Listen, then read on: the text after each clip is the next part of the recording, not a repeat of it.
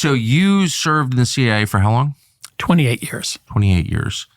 You joined when? 1989, January. 1989. And what did you do, roughly speaking, for CIA? So I was a case officer. Yes. Which means my job was I was focused on foreign governments and foreign posts where you're trained up, given language skills, given set of skills to manage what we call tradecraft, how to operate clandestinely and safely overseas. And then you're assigned undercover to an embassy. And that sort of becomes your career with stints back in what we call headquarters in Virginia.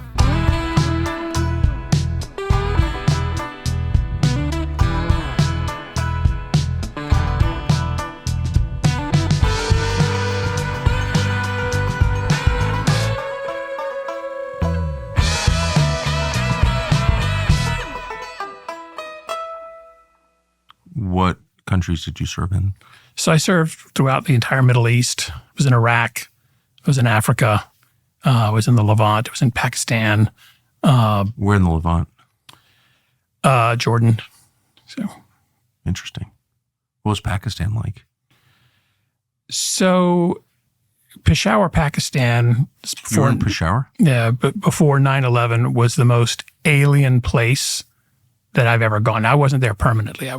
I would go in for business, but that was an alien place. You think? I was there 2 weeks after 9/11. I've never seen anything like that. Yeah, it's even alien. Even Pakistanis who live in Islamabad or Rawalpindi or Karachi, when they go into Peshawar, will remark, this is a different country. This is really Afghanistan. It just happens to be inside Pakistan's borders. It's a cool town, don't you think? It is very... If you like that sort of man who would be king vibe, the Flashman Hotel. If you like the Flashman Hotel, if you like that sort of British late colonial chic, totally, it's the place to go. The last flag bearer from the retreat from Kabul, the last guy who survived. Yeah, rode into there. Interesting. Okay, so you served an interesting post doing the kind of work that people associate with the CIA, not reading foreign telegram posts back at headquarters. No, I was thankfully spared that. I was able to actually serve, again, sort of undercover, working, trying to recruit what we call human sources and foreign intelligence to go back to our government. How did it change the agency over the 28 years? So there were 3 CIAs that I served in. So there was the Cold War CIA that I joined in 1989. Now, I joined only 9 months before the wall came down. But the ethos of that place up until, say, 91 was always focused on Russia and the Soviet Union, Warsaw Pact. And then it went, and I won't call it an identity crisis, but certainly a change in its character as the United States sort of moved into the peace dividend era, say sort of 91 when the Soviet Union is no more, and NATO starts expanding westward.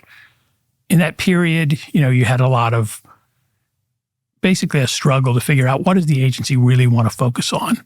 And it never really came to a clear answer until Tuesday morning, 11 September.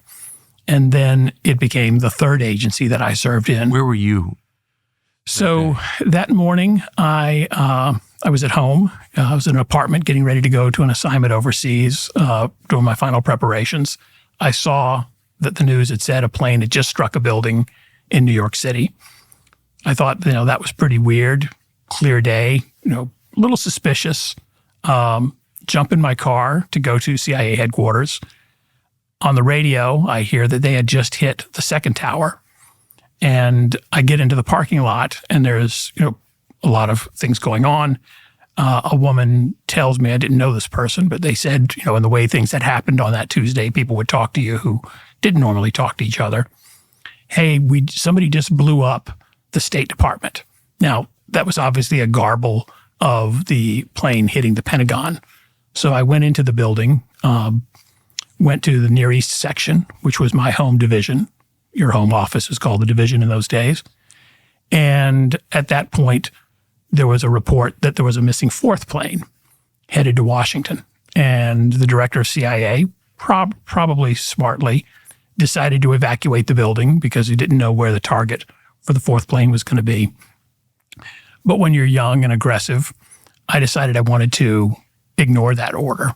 And so sort of enlisted a friend of mine who was, as we were being told by they were called security protective officers, who basically the guard force and the security force inside the agency were telling everybody to leave. It was the first time I'd ever directly disobeyed an order in CIA, and instead got a friend of mine to go with me over to what was called the Counterterrorism Center, where a friend of mine who I'd worked for before was the director, and said, listen, this is why I joined the CIA. I joined it to be ready to do something for my country when that time came, and you never really know when that time is. And that for me and for everybody else who was in the CIA in those years, that became the dominant mission. Prevent another 9/11. Yes. Figure out, what the real threat is, fix that threat, and then, do something to make sure it doesn't ever happen again. So where did you go from there? So you're on your way somewhere. Yep. Did you change destinations? No, I still went to the Middle East, to the Gulf region. Perfect. And served there for a number of years supporting operations in Afghanistan and Iraq. What you learned in the early days of the global war on terrorism is that it really was a global effort. The United States in those days, and it's kind of hard to understand now, had an enormous moral hand when it came to trying to get other countries to enlist with us to work against the counterterrorism threat. And a lot of that, I think, was basically because a lot of countries woke up and realized that accommodating terrorists or turning a blind eye to them was injurious to their own fate, and were eager to partner with the United States in those days. In those days, you think that's changed? Well, certainly. I mean, so, you have the invasion of Iraq in 2003, which unfortunately, the intelligence that led to the decision to go in there was deeply flawed.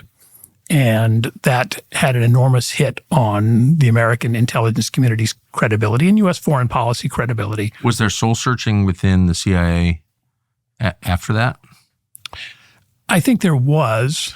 I mean, I think what's unclear and what probably has to happen when something that egregiously wrong occurs, there's got to be a public-facing piece of this. Exactly. I think that was absent in the post-2003 environment. I personally believe that this was the greatest intelligence failure of the American intel community certainly in my time in government. Sure, and 1 million people died, and it reset. It changed so much that I don't understand why they couldn't find somebody to say, we're going to punish this person, a guilty person, one would hope. So what tends to happen in a modern bureaucracy, at least in the American version of it, is those type of mistakes are considered, I'm not saying this is proper, but this is sort of how they approach it. It's a systemic problem. And so we're going to take all these steps to change the things that we think led to this. It is not including firing the leaders of that system, I notice. That is true in the 2003 example. What you don't have is what you might have in, say, a private sector company where you get something really, really wrong.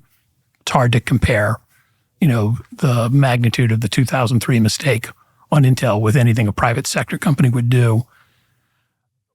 But you got bureaucratic reform out of it, but what you didn't get, and it's fair to say this, is you didn't get, say, 20 identified people who were told, you have to leave now. Yeah, because, you made the point by implication earlier that one of the reasons countries participated in the global war on terror with the United States, helped the United States, was because they had the example of countries that refused to participate or who worked against our interests, and they got overthrown. So there's something sort of instructive about punishing someone because it teaches everybody else not to do that thing, right? Well, I think in the case of counterterrorism and the cooperation we got after 2001, I think the reason these countries cooperated is their own fear that radical Islamic terrorism was a threat to them as well. Yes. What I think disturbed them after 2003 wasn't that anybody lamented the Saddam Hussein regime going away. It's, here's the United States, the global remaining superpower, getting something so tragically wrong where along the way, many of the countries that are allies of the United States were cautioning, are you really sure that you've got this story right? I think what happened, what you start to see the glimmers of in the aftermath of the Iraq invasion is sort of that deference to American foreign policy begins to be questioned. Yes. And I think in the, immediate years after 2003, Russia and China are still not peer rivals of the United States at that point. But, the repercussions, the ripples that came out of the Iraq invasion in regards to Americans' alliance system and how countries view it, I think underwent another change, certainly by 2015-16, with the rise of China's economy and the return of sort of a more confrontational Russian policy in Syria.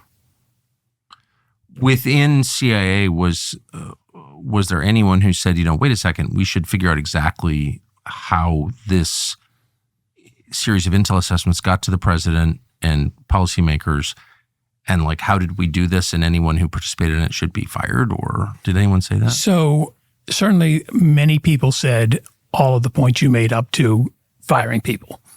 There were some people who said that, there needs to be accountability, personal accountability to named individuals. The decision essentially was that we would hold the system accountable, and they introduced a number of reforms. One of them was to create a director of national intelligence, which didn't exist before 9/11. I mean, 9/11 is actually when they created it, but it was empowered by what happened in 2003. So, if you were looking for, a single event where somebody could say, these people are personally held accountable, that did not happen after the Iraq invasion. And it's not just the WMD intel that remained unpunished. It's like everything since then, every disaster since then has been without an author, I notice, Again, the way America, the precedent was set. Yeah. So, again, the way it tends to work in an American bureaucracy is you get sort of collective punishment, right, if you will, or collective change in. It's like systemic racism. Everyone's against it, but no one can quite describe what it is. Yes, or you don't point out a particular individual. Right, exactly. So the DNI is one of the bureaucratic bolt-ons, one of the responses to the obvious intel failure in the run-up to the war in Iraq. What is the war in 2001? Actually, so it was it was 9/11. I'm sorry, It was 9/11. To 9/11. I beg your pardon. What exactly is it? It's a good question. So, it's changed over time. So essentially the DNI, Director of National Intelligence role, is to make sure that there's a single accountable person to the president who is responsible for all of the production and all of the assessments that come out of the intel community. So there are 18 agencies, including the Director of National Intelligence as an office, not a person, inside the U.S. intel community. Before there was a DNI, the director of CIA had two hats. Hat one, director of the CIA. Hat two, director of something called Director of Central Intelligence, right, which is essentially the process by which the president and the senior leadership get something called the President's Daily Brief, right, which is called the PDB. It's a classified newspaper that speaks to, issues of interest overseas to the American government. So the DNI was created. It was given the authority to manage that classified newspaper, if you want to call that. That was one of its duties. Duty two was you, as the DNI, are responsible for looking at how do we do collection across the board, agency by agency. Which agency is collecting what type of information? Is there duplication? Is that duplication necessary? It also has, sort of a mundane but important role in determining budgets and managing not necessarily the execution of, or not so much execution of budgets, but pulling a budget together for the IC and being accountable to talking to Congress about it. As it is lived, there are issues that some people have and questions people have raised over the years about why does the DNI need to be as large as it does? It doesn't collect unique information. Unique information is collected by the 17 other agencies that are out there. But it collates it. It collates it. The one thing that some folks have talked about, a role that the DNI could do, but it hasn't to date, is a more aggressive assessment of how each of the agencies really contribute to the overall IC mission, essentially grading the homework. Can you list the 17 other members of the intelligence community? For points, I guess I could probably do it. So I know 9 of them are within the Department of Defense. 9? 9 of them. So Army intelligence, Marine Corps intelligence, Navy intelligence, Air Force intelligence. Don't forget the Air Force. You have the National Security Agency, which is part of DOD, the National Geospatial Agency, which is an agency that looks at exploiting imagery and making sense of pictures. If you think of the Cuban Missile Crisis and the analysts who are looking at crates and boxes to determine, is that just a crate or is that a crate carrying a Russian missile? That's the modern version of where those people went. It's a very little known agency, but it's actually has a really important mission. The National Reconnaissance Office, which manages America's satellite system. Then you have 7 agencies that are part of other government cabinet level agencies. So, for example, Treasury's Intel section, the Department of Energy's got an Intel section. The State Department has something called the Intelligence and Research, INR. You've got the Coast Guard, and you have Department of Homeland Security. Why would the Department of Energy have its own intel component? So unique to the American intel community, the Department of Energy has got a bunch of authorities dealing with nuclear weapons and the design of nuclear weapons, both in the United States and what we need to know about potential adversary or partner countries that have nuclear weapons. And so they have it's a very small office inside the Department of Energy. But it's a fair question. People will say, why don't we just have one agency that takes care of all of this for so many different organizations? And I think over the years, certainly within DOD, for the 9 agencies they've got, they feel these are technical enough and they need them focused particularly on that particular service. Like the Air Force has a particular set of things that they need to carry out their mission that are not necessarily the types of information the CIA might collect. Some of the things CIA might collect would be of use to the Air Force, but there's a lot of things that CIA wouldn't collect that the Air Force, for example, might need, and that they prefer to have their own unit. It's mostly analytical to assess foreign air developments. If you're still using Verizon, AT&T, or T-Mobile, obviously our condolences, but you're going to want to hear this. Our cell phone company, Pure Talk, gives us the exact same service you're currently getting from those big companies, but for half the cost. Not a joke. There's no reason to spend $85 or $100 per month per person on your wireless bill. Now you can get unlimited talk, text, and 15 gigs of data with mobile hotspots for just $35 a month. You don't have to be a math major. The average family of 4 saves about $1,000 a year with Pure Talk. You enjoy America's most dependable 5G network, support small businesses. We would know that because they are now powering TCN. It can probably save you money too. So cut the fat out of your wireless bill, switch to Pure Talk by going to puretalk.com/Tucker. You'll save an additional 50% off your first month. Pure Talk, America's wireless company.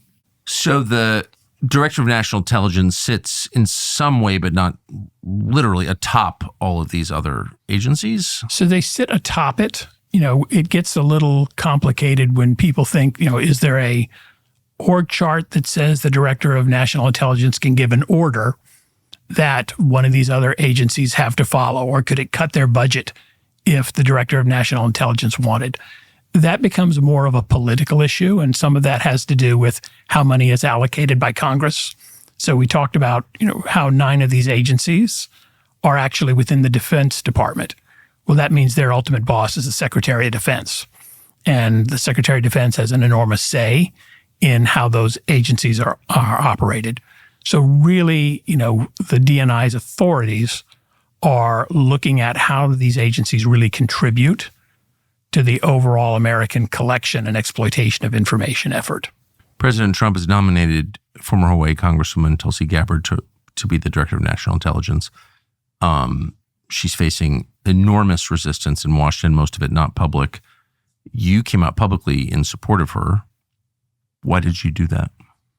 So I've noticed her career from early on when she was a congressman, and myself and others, CIA officers and other people in the government, I think we're sort of interested in here's somebody who has served her country. She was still, in fact, I believe she was a congressman and serving as an Army reservist, who actually raises some thoughtful questions about, the purposes of American foreign policy. And, during her run for president with the Democratic Party, her comments in some of the debates I found to be extraordinarily unusual for an American politician. In particular, when she challenged, the frontrunner Hillary Clinton on, the effects of some of her foreign policy decisions, I think in particular on Libya.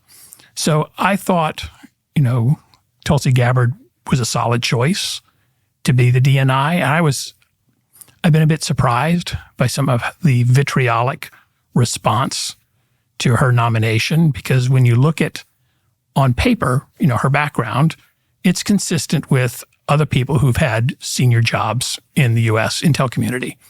Mike Pompeo, John Ratcliffe, in some ways Avril Haines, who's now the current director of national intelligence. Some of her background is not at all dissimilar to some of them. And in fact, I don't think Tulsi Gabbard ever ran a pornographic bookstore, while Avril Haines did, I think, in Baltimore. I'm not aware of her background on that. Yeah. But I just, for the record, I don't think that Tulsi Gabbard ran a pornographic bookstore. I wouldn't think so. Okay, yeah, so it would seem to be inconsistent. What was also sort of interesting to me was, she took a lot of heat for being skeptical on things that I'm not so sure it wasn't right to be skeptical on. Such as? So in particular, I am sympathetic to when she was a congressman and went to Syria and, was essentially trying to do a fact-finding mission to figure out, what is U.S. policy interest in Syria. And, was also trying to get to the bottom of, I think in her mind, and I can't speak for her, but, it's my outside assessment, the question about whether or not the Assad regime used chemical weapons on its own people. Now, the Assad regime was brutal. Both the father and the son ran one of the most diabolically brutal regimes that they've ever had in the Middle East. However, what she was trying to look at was, had they escalated to the use of chemical weapons? When you think about all the people who were participating in what we call the global war on terrorism, or the Iraq veterans, I wouldn't blame any of them for being skeptical about what the U.S. intelligence community might have said about another Arab state having a weapon of mass destruction. On the basis of no disclosed proof at all. Well, I pushed the State Department if this is true. Like, what do I know? I'm not there.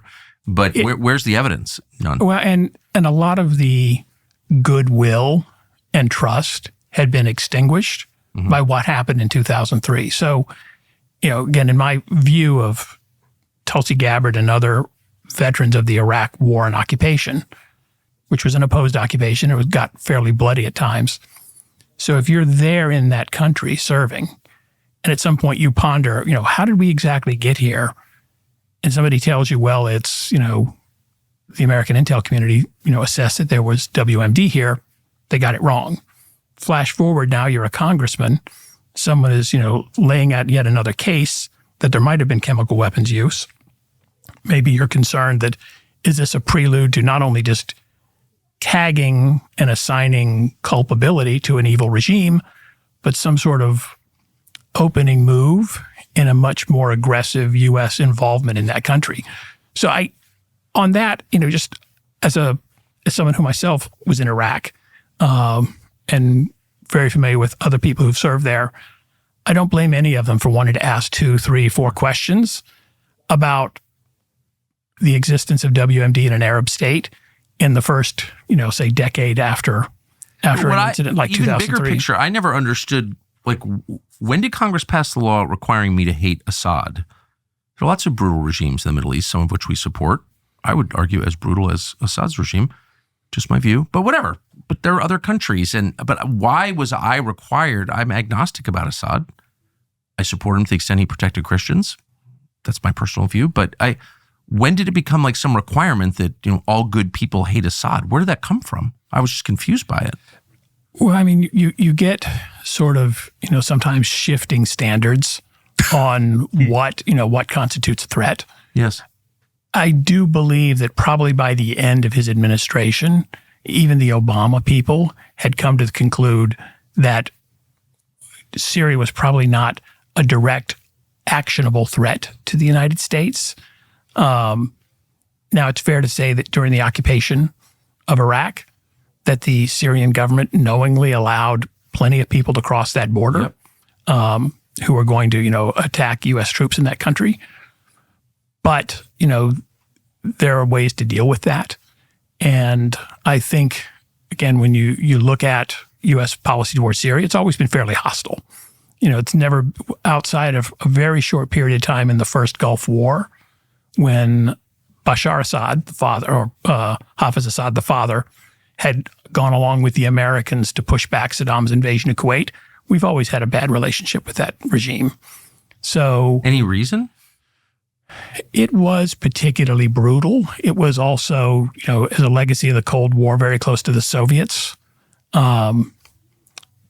It's easy to forget now, but the Syrian regime under the Assad family hosted a number of terrorist organizations that, did attack American interests in Europe and other places. They hosted, terrorist groups.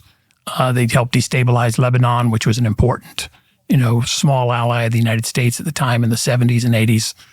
So, that gets us back to sort of the third world movement and Soviet surrogates. The non-aligned countries. Non-aligned countries. And then you add on to that just sort of a uniquely strange cult of personality where, for example, in Iraq, the name Assad also means, it's a lion in Arabic. People wouldn't want to use the word for lion in Arabic because that would require them to say the president's name, the name of the president's family. The fear that the average person had in Syria was astounding. I remember going there and on a trip at one point, and just it was saturated with secret police everywhere. I would call it the not so secret police because you'd be walking around Damascus and you could see clearly these guys there. And really their focus was domestic repression. It was really not looking for foreigners. So it's not to say that you're absolutely right. There are many terrible regimes in the world. The Assads, were at least noteworthy within the Arab context. Interesting. So she dared to go talk to Assad, went to Syria, Tulsi Gabbard. But, that was 7 or 8 years ago. And she never endorsed Assad or anything like that. She's got pretty conventional views on most issues, I would say. Foreign policy issues. She's not like anti-Israel or she's within the mainstream on most things. But the resistance to her is very, very intense. Where do you think that comes from? I think some of it seems to come from a sense that she is not deferential to the foreign policy consensus. And within Washington, there is a sense that there clearly is a foreign policy consensus, and that's true of almost any government. Any government that has a foreign policy and that has security services, there tends to be sort of a worldview that's coalesced, that generally coalesces and is held by the majority of the people who work there. I think she's a bit of a disruptor when it comes to that and is willing to challenge things. I would agree with you that I don't really understand sort of the vitriol of some of this. I don't think it really is warranted. Calling her a traitor to her country? Well, this gets to the sort of absurd lens that people have sometimes fallen to about trying to go after their domestic opponents. I mean, here we have somebody who was and is a lieutenant colonel in the U.S. Army, which means she has a security clearance, probably a top secret clearance, and, making statements as serving government officials or recently, retired government officials that this person is probably a Russian agent. I find it curious that the same group of folks who might say that, the McCarthy era was extreme. Well, they've embraced it completely. It's, the McCarthy era is not a how-to manual. It was a cautionary tale. In fact, they got us into war with Russia from my perspective on the basis of this hysteria. It's beyond belief. So here's my concern. Trump gets elected on the explicit promise to end pointless wars, defend the United States when necessary, but no more wars of choice. They haven't helped. The foreign policy consensus, moreover, isn't working, obviously. It's not helping the United States in any measurable way, and people are very sick of it. And he said that in 2016, got elected. He said it again in 2024 and got elected. And yet the overwhelming majority of the nominees so far are well within the foreign policy consensus. They're neocons. And she's not. And so don't you think Trump voters deserve an appointee once in a while? I guess that'd be my view. But that's like too much for DC. This is my read. You can't have anybody who disagrees with Mike Pompeo, like not allowed. That seems pretty dysfunctional to me. Well, I don't get consulted on these sorts of issues. No, but as an observer, like what? I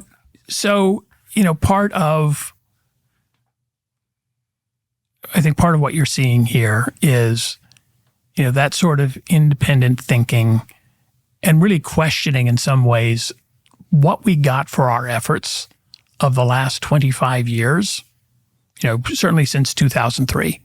To essentially assess that you've developed inside the United States something something I've heard people call militarism without victory, where you have this sort of consistent push to the most aggressive options on the table. But you're not Sparta. You keep losing. Well, and we certainly, we don't gain much even from some of the ones that we've won on. That's right. And so I think I'm not sure that a lot of the professional national security establishment has, as a group, really come to that conclusion yet. I think individually, when you talk to folks who, had careers, whether in the military, the security services, State Department, they'll privately admit that, if you name Libya, Iraq, certainly the occupation of Afghanistan post the death of Osama bin Laden, that it's really hard to say that we really got very much as a country out of that. But there certainly, is, relevancy that you get as the United States by being able to sort of impose your will on situations. And it's important, if you're going to be a superpower, to be able to impose your will if you have to do so. What has changed, I think, over the last 20 years is the threshold to want to impose that will seems to have gotten down to a fairly hair trigger. And so things that I would think, we would have stayed out of when we had a standoff with the Soviet Union, or at least thought twice about, people are now a little bit of a knee-jerk reaction that, let's move this 2 steps up the escalation ladder. Not always warranted. Well, and reckless, because the consequences of misjudging, and you can only control one side, of course, yours. Well, back to your, it gets to your question on, why Tulsi Gabbard. I like skepticism in senior intelligence officers. In my experience, being overly credulous or being willing to sort of believe the most extreme version of an event, even if it later turns out to be true, certainly at the senior levels, it's well worth it to have some people in the loop, yes, who are prepared to ask some very hard questions and to suffer the consequences from asking those hard questions. If you really want to be an effective director of national intelligence, you probably have to go into work every day with the expectation that this might be my last day. I might be forced to say something or do something that will be unpopular, unwelcome, but I think it's necessary for the system to have a couple of folks around who are prepared to take that risk. And from what I saw of her career, and I don't know her personally, she seems like somebody who, despite being on the fast track in the Democratic Party, she was the vice chair of the DNC, a presidential candidate, was willing to put her personal ethics and personal views,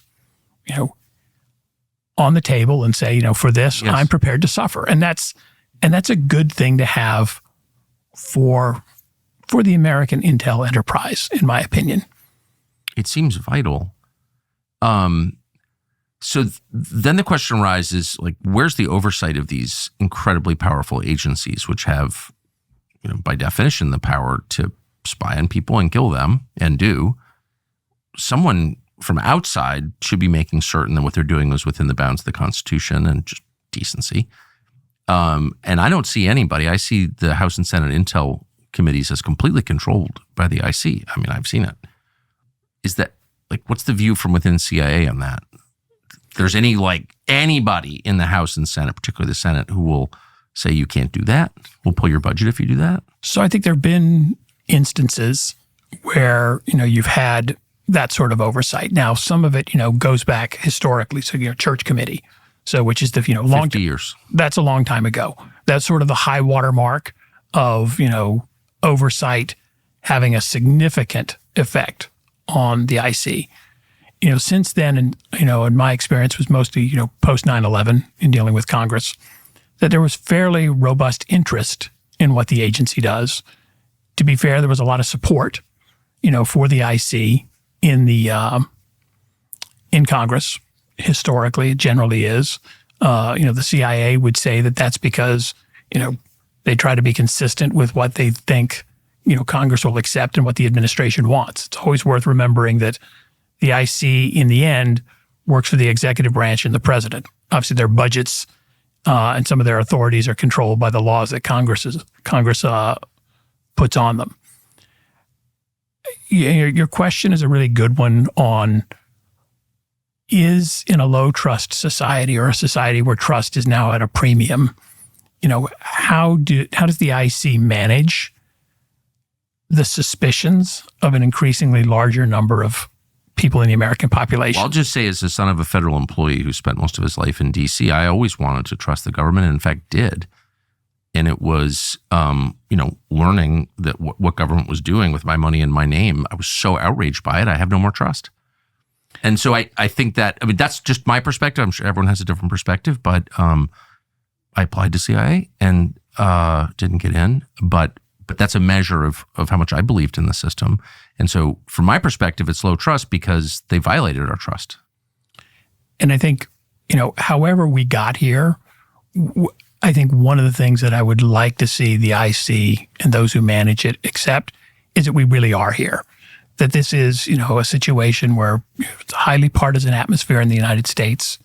Not everybody is going to reflexively trust the security services. And if they really want to be able to perform their mission appropriately and effectively, they've got to be in a place where the people trust them. But on whose behalf are they performing it? They have no authority at all other than that conferred to them by the President of the United States. That's it, period. Because his authority comes from voters. It's our system. And he confers that to the executive branch agencies, of which CIA is one. And so if he doesn't want them to do something, they have no moral or constitutional right to do it, period. I don't see another read of the Constitution. As a legal measure, if the president, as long as it's lawful, well, exactly, gives an order to the, to the IC, especially the CIA, which directly works for the president, doesn't even work. We talked about the 9 other intel agencies. They work for the Secretary of Defense, by extension, the president, of course. Yes, they have to obey lawful orders that are given to them. But they're not allowed to freelance. Like, by whose authority are they doing that? How can, and not just CIA, I don't mean to pick on the most famous of all the federal agencies, but there are many others, maybe all of them, doing things that the president ran against, that he did not authorize, which, in other words, they have no legal or moral right to do, but they do it, and no one's ever punished. Like, on whose authority do they think they're acting? Again, I think, come 20 January, we're going to, once the executive, and one presumes that there'll be a number of executive orders that will come out of the White House, that the president will be able to lawfully provide. At that point, if people in the IC or the IC leadership is not responsive, there's plenty of mechanisms for a president and a White House, a national security advisor, to determine, if they're, not in, as they say in the IC, not aligned with what the president wants them to do. President and the director of CIA have very broad authority to remove people. Very broad. We did an interview with a woman called Casey Means. She's a Stanford-educated surgeon, and really one of the most remarkable people I have ever met. In the interview, she explained how the food that we eat, produced by huge food companies, big food, in conjunction with pharma, is destroying our health, making this a weak and sick country. The levels of chronic disease are beyond belief. What Casey Means, who we've not stopped thinking about ever since, is the co-founder of a healthcare technology company called Levels. And we are proud to announce today that we are partnering with Levels. And by proud, I mean sincerely proud. Levels is a really interesting company and a great product. It gives you insight into what's going on inside your body, your metabolic health. It helps you understand how the food that you're eating, the things that you're doing every single day are affecting your body in real time. And you don't think about it. You have no idea what you're putting in your mouth and you have no idea what it's doing to your body. But over time, you feel weak and tired and spacey, and over an even longer period of time, you can get really sick. So it's worth knowing what the food you eat is doing to you. The Levels app works with something called a continuous glucose monitor, a CGM. You can get one as part of the plan, or you can bring your own. It doesn't matter. But the bottom line is big tech, big pharma, and big food combine together to form an incredibly malevolent force, pumping you full of garbage, unhealthy food with artificial sugars, and hurting you and hurting the entire country. So with Levels, you'll be able to see immediately what all of this is doing to you. You get access to real-time personalized data, and that's a critical step to changing your behavior. Those of us who like Oreos can tell you firsthand. This isn't talking to your doctor at an annual physical, looking backwards about things you did in the past. This is up to the second information on how your body is responding to different foods and activities, the things that give you stress, your sleep, et cetera, et cetera. It's easy to use. It gives you powerful, personalized health data, and then you can make much better choices about how you feel. And over time, it'll have a huge effect. Right now, you can get an additional 2 free months when you go to levels.link/Tucker. That's levels.link/Tucker. This is the beginning of what we hope will be a long and happy partnership with Levels and Dr. Casey Means. I'm hardly an expert on CIA. I am an expert on elected officials in D.C., and they're all afraid of getting killed or blackmailed. They think that the intel agencies will kill them. They actually think that. I don't know if you're aware of that. I'm aware of that. So they think that. Why do you think they think that? That wasn't my experience, working with, oversight when I work with them. I've simply just never heard anybody say that to me. I had a member of the an intel committee, elected official, tell me that he was on the oversight committee, overseeing the IC, that they were spying on him, that they were reading his texts and listening to his calls, and there was nothing he could do about it.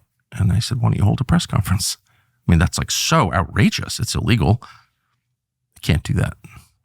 You saw the chairman of the Senate Intel Committee violated some agreement the CIA thought that she had with them, and they spied on her. They spied on Senate staff. They got caught, and no one, right? So, and actually the Senate didn't do anything about it. They didn't say, we're going to expose your black budget or, defund parts of you. We're going to fire you. No one did anything.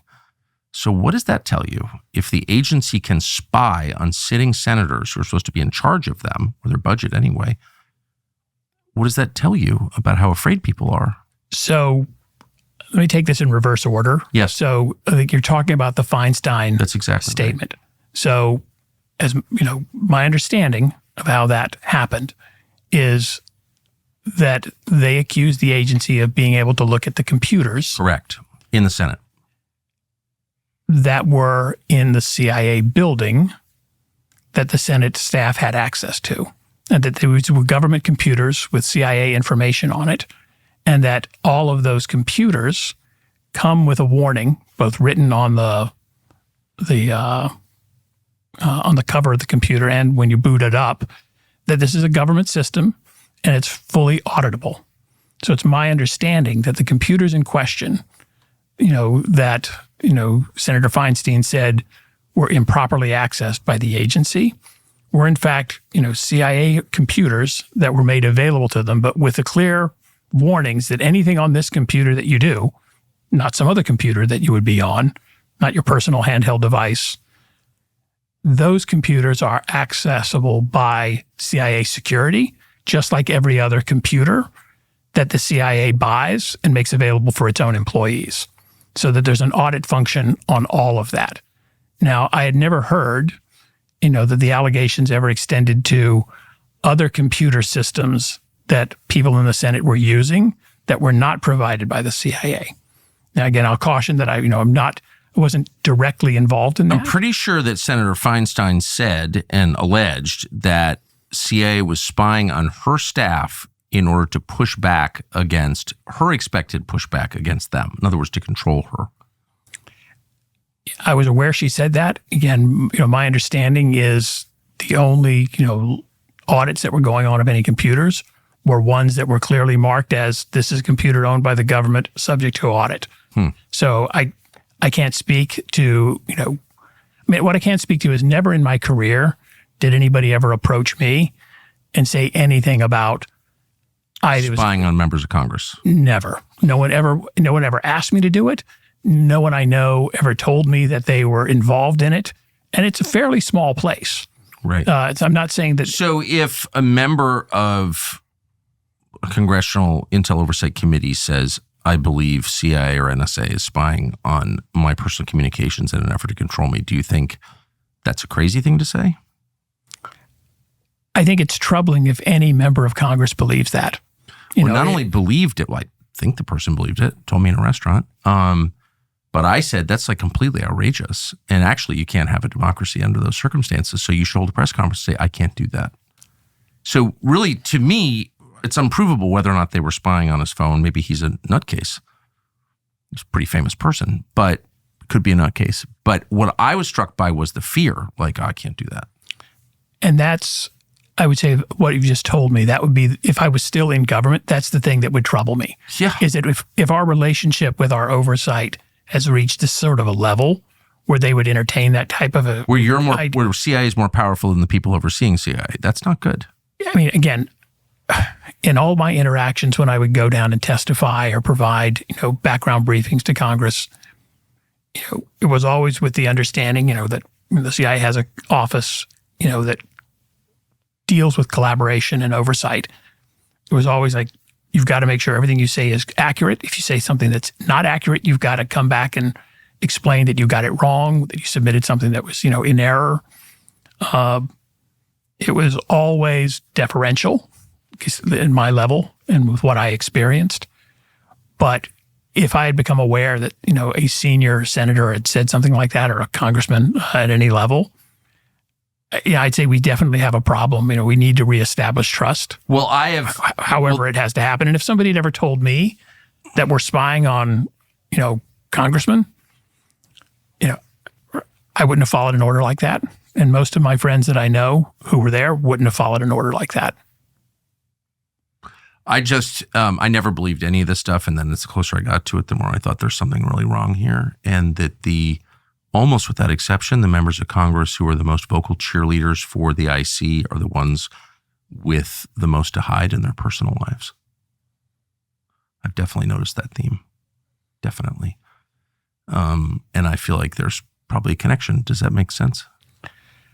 Again, I never saw, heard, or even, got a whiff of anything like that. Mm-hmm. Washington does play by some pretty hard rules, and, within the political world. But, again, if I'd ever been in a meeting, where somebody had said, hey, we're going to, dish some dirt on some congressman, it would have been utterly shocking and appalling. Yes. And I think, again, most of the employees I know would refuse to carry out an order like that. We would actually think this is some sort of bizarre joke. I just can't see how you would easily be able to do that without other people knowing. It's a very gossipy place, the CIA. It's so striking to me that members of Congress who represent districts where, just for example, the overwhelming majority in Republican districts, the overwhelming majority of their voters don't want to send another $20 billion to Ukraine, just to give one among many examples. And then they show up, they go into the skiff, they get the briefings, and they're in favor of doing something that their own constituents hate. And so there's a control mechanism in place there, obviously, whether it's, as sinister as, whether it's sinister or not, I don't know. But what is that? Well, I do think, just like any mature bureaucracy, the intel community, any federal agency can make a very good case for why they think something needs to be done. And I mean a case on its merits. Kissinger used to have an old joke that he would get 3 types of briefings. One is, or 3 types of options: total nuclear war, abject surrender, and then something in the middle. That's still a fairly common play across the U.S. government. So it is entirely possible that, busy congressmen and senators who have an awful lot of things that they've got to be focused on, they come in to deal with an agency that they have oversight on. Generally speaking, that agency has an information advantage over them on, details, and can lay out a very good case for what it is they want to do. I'm not saying it's necessarily a wise case, but they can lay out a compelling case. And there is a sense, I did notice in my career, of a deference to, well, these are the experts, they're careerists who've been doing this for all their life. Pushing back on that could make, it's a bit of a lonely place to be. So I think, in some ways, Senate and House staffs, they don't have a lot of them. They have a lot people think they do, but when you think about all the things that they've got to evaluate, especially when they deal with, complex issues, war and peace, national security, there's an awful lot of deference that does apply to the the agencies. When Senator Chuck Schumer, the head Democrat in the Senate, says to Rachel Maddow, man, Trump made a huge mistake messing around with the IC. They'll screw you 6 ways to Sunday. Yeah, that's a hard one to square. That's I remember when that statement was made, and again, wasn't in the part of the CIA that I had any access to, but that's the side of a statement that doesn't contribute in any positive way. But does it reflect reality? It certainly didn't reflect a reality that I was a part of. I retired in 2017. Clearly, it's become fairly toxic, in Washington. And, it's not unfair to say that some of that toxicity does, reach into, the government, the federal agencies. But when people make statements like that, whether it's bravado or, they think it's true, it fuels that mistrust. So one of the things that the intel community could do to restore trust is declassify things that have no legitimate reason to be secret, like any files pertaining to the Kennedy assassination from 62 years ago. And yet they are ferocious, the CIA in particular, ferocious opponent. Fact, because I bumped up against it myself, ferocious opponents of declassifying that information. Why do you think that is? So there is a sort of a reflexive circling of wagons when it comes to secrecy in the IC. I think in the case of the Kennedy assassination, and probably things certainly dating back maybe even less than that, there's an overwhelming public benefit to sharing that data. But in that specific case, it was so long ago, so many books have been written about it. It's a cliche. It's almost a parody at this point. The Kennedy assassination, it's like, if you can't give an inch on that, and by the way, as of 2 weeks ago, I happen to know, they were still fighting it like ferociously. No, you cannot appoint that person. That person might disclose those files. What? What is that? So what I'll say next, I'll say as a person who spent most of my adult life, in the intel community, I would be very curious as to how somebody would try to justify that. I mean, the only thing that I could think of is that, government files would include theories of a crime or an event that later get to be disproven. So in the early days of, some kind of an event, you're going to have agencies and parts of your agency generate things. But I think American democracy can handle that. And it demands it. Who's the president of the United States? Well, I mean, and mean, the president has absolute declassification authorities. I'm aware. So people can dislike it, but if the president says, you will declassify everything related to subject X, his declassification authority is as broad and absolute as his pardon power. Why would Pompeo fight so hard to keep those files secret? I really don't know. If the president had said that they wanted something declassified, I don't understand why they would say that, they would push back on it. Do you think CIA had a role in the president's murder in 1963? I personally don't. If I had to guess, could I see a situation where dots didn't get connected that should have been connected? Things dropped off the table. Somebody looked at a piece of information and said, well, that's not really all that important. That said, I have friends of mine who are retired, CIA officers who at least entertain the idea that the agency of 1962 or 1963, it's possible. I don't personally see that, but this could all be cleared up if they just put out whatever they have. Yeah, I mean, it seems very unlikely to me after all these years there could be anything in those files, which are, of course, physical files. That yes, they're all paper. Yeah, of course. Really, they're still there sitting in a manila folder, like telling us who the assassin was working for or whatever, telling us the truth. I have a lot of trouble believing they'd still be there if they were ever there.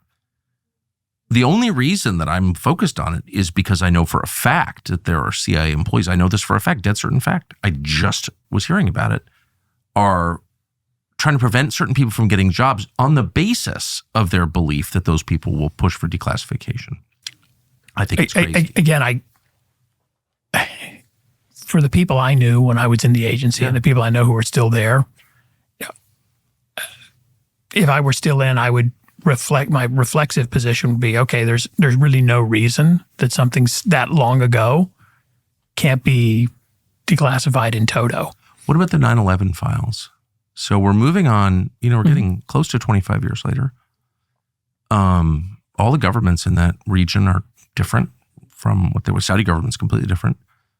I don't understand, and there are all these theories about what actually happened, and it's clear that we don't know the full story, whether the full story is sinister or not. I hope not, but I don't, you would do a lot to heal American society by putting doubts to rest.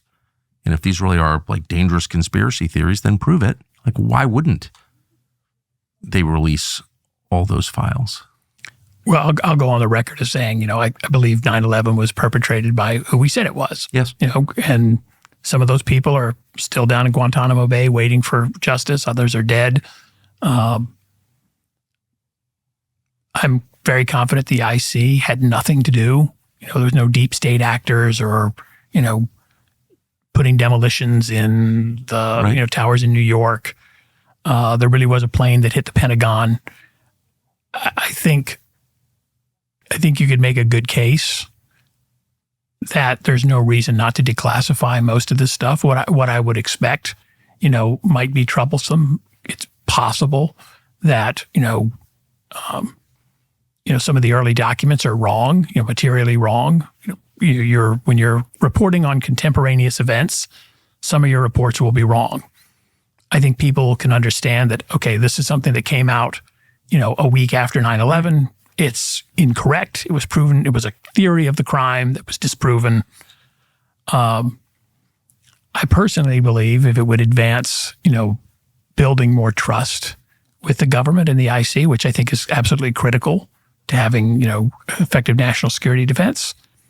I personally don't think that there's any reason you can't declassify most of those things, if not all of them. I agree with you on all counts. It is critical to national security and defense to have trust between the population and the government and employees to protect it, right? So trust is not just like this thing you wish you had. It's this thing you need in order for the system to continue.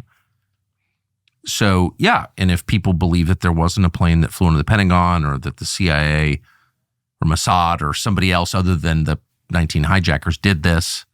Prove them wrong. Like, wouldn't that, it would just be good for everybody, would it not? Yeah, I mean, I remember years ago, actually, some people in Al-Qaeda discussing this, weirdly, that, they were upset that people were trying to take their credit from them for, doing what they did on 9/11.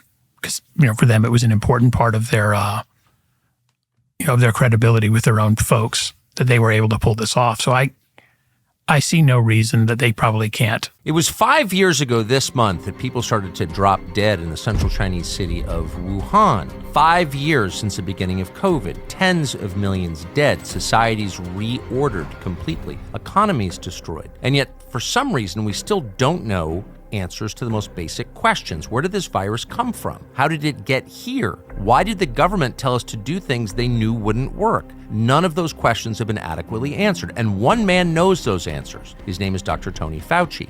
Until now, nobody has really pressed. And now a documentary filmmaker called Jenner First is out with a new film explaining exactly what happened. The film is called Thank You, Dr. Fauci. Jenner First spent years trying to get answers, and in that time, as he awaited Dr. Fauci's response, he went through tens of thousands of pages of documents and pieced together the story, which is shocking. We are proud to host that documentary here on TCN from December 20th to January 19th. You will see it exclusively here on TCN. Again, it's called Thank You, Dr. Fauci, and it's worth it.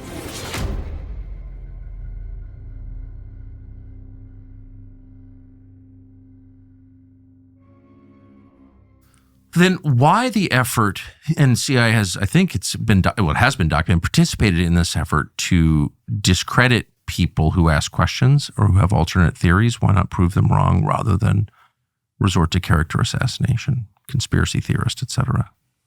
So again, when I was in the agency and what me and my colleagues did, we were focused on collecting actionable foreign intelligence abroad.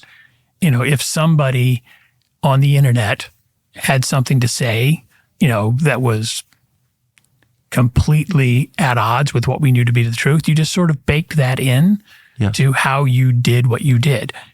It's a political question. It's really a White House decision.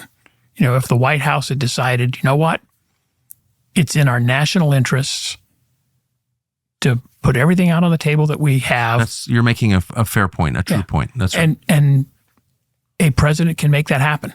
Just like a president can pardon anybody, a president can bulk declassify data if they want to. And there's literally nothing the federal workforce or the agencies could do to push back on that. I'm praying for that to happen because I think it's necessary for healing, sincerely. Too much is classified, too much is secret. It's unfair on its face, but it's also corrosive of trust, I think. That's my view. Tell us about security clearances. Security clearances, let me just say for context, as someone who lived in D.C., are held by a lot of people who are not federal employees, a lot of contractors, a lot of retired people have security clearances, and they use those to make money in the private sector or from government working as contractors. And it seems like people leave government service and just continue on with their security clearance, which from my perspective as a U.S. citizen who's paid his taxes for 55 years, seems a little unfair. Like, why should John Brennan, who's not a federal employee, get to see top secret information, but I can't? Like, what? He's not a federal employee. I don't really understand that system. So, I'll caution this by I'm not an expert on how they do what we call contractor clearances. Yeah. But, in the years after 9/11, the federal workforce didn't grow as much as the work grew. And so what happened was there was an increasing reliance on private companies to do and to augment the federal intelligence community.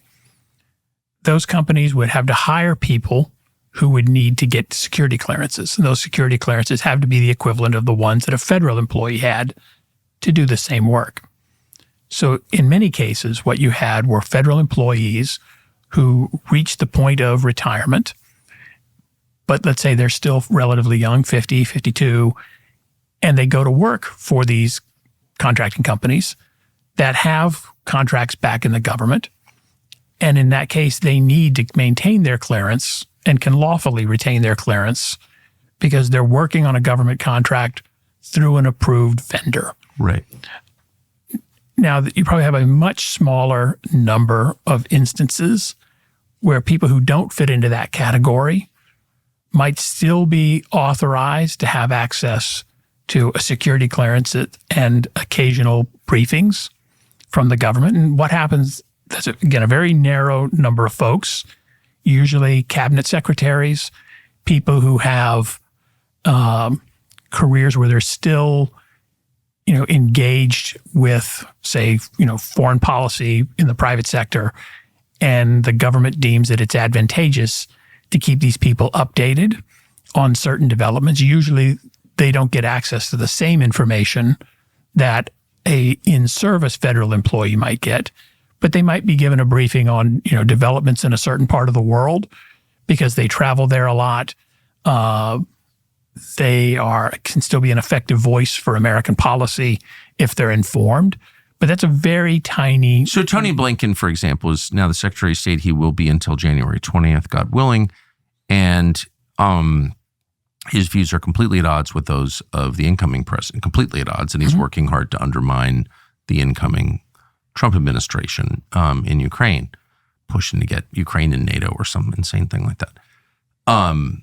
He plans to retain his security clearance. He's hired a lawyer to argue the case if it comes to that. I happen to know.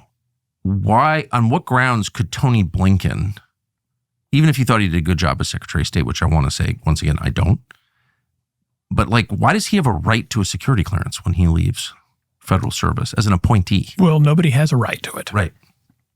And again, the DOD and whatever the home agency is where your clearance is, quote, being held, have an absolute right to grant, revoke, or not issue a clearance. And certainly a president, if the president decided this person does not need access to classified information, it would be unusual for a president to sort of name somebody like that. But it's within, as far as I understand, it's well within his authority to say this person doesn't need a security clearance. And the person would have to be able to articulate, even if a president wasn't involved in making a decision like that, the person petitioning to get a clearance or to keep it would have to have a reason that's actionable and to the benefit of the government to do so. I'm not aware of the specifics of a former cabinet level officer trying to keep a clearance. I would imagine if the new administration said that they didn't approve it or concur, that it's essentially an unreviewable decision. Probably it's being Washington, you could probably find an attorney who would take your case on, but presumably, even if you had a clearance, they don't have to actually give you any access to anything. Just because you have a clearance, it isn't a badge that allows you to get into a physical place and access data. Somebody still has to proactively check that you have a clearance and then brief you. Right. But the reason I think that it's significant is because it sets up legal penalties for the transfer of classified information to you if you don't possess a clearance. So in other words, if you're Tony Blinken and you leave January 20th, and you want to continue to undermine the administration, which he does, you can remain in contact with your former employees at state or throughout the U.S. government, your allies, and receive classified information, and no one's breaking the law. But if you don't have a clearance, then you could get John Carricoot for it. So, and again, an administration has broad authorities about who can have a clearance, and just because a former official wants one, they don't have a right to keep it. What do you make of these apparent terror attacks in New Orleans? The attack in New Orleans and then the exploding Cybertruck in Las Vegas. So, it's early. And one of the things I learned, in my time dealing with terrorist actions and in the intel world is, you want to be careful about what you think you believe. You still get the story. What we know so far about New Orleans is it looks like other types of attacks we've seen over the years, sort of somebody becomes self-radicalized and then carries out, an extreme act with little preparation time ahead of the actual attack. So often in these type of cases, somebody may have been thinking about doing some violent action. Something happens in their life, they see, think, or believe something, exactly, and they simply are triggered. Yeah. The, initial information, from, that I was reading earlier today was that the attack or whatever happened, the explosion in front of Trump Hotel is not related to, or they haven't detected any connections with what happened in New Orleans. Now, I think if I was still in government and two events happened on the same day or within 24 hours of each other, that has sometimes been the hallmark of an organized terror attack. And as a working theory, it's worthwhile to at least look into it. However, what little we know, and we don't know much about the attacker in Las Vegas, he doesn't seem to be of the same political persuasion. Again, we don't know a lot yet of the attacker in New Orleans. Now, you have two possibilities here. One, they're connected, which means that there was an organized effort and somebody missed it. Initial indications are that's probably not the case. The other option is that you've got two independent attacks. If this is really an attack, if it's really political in Vegas. In Las Vegas.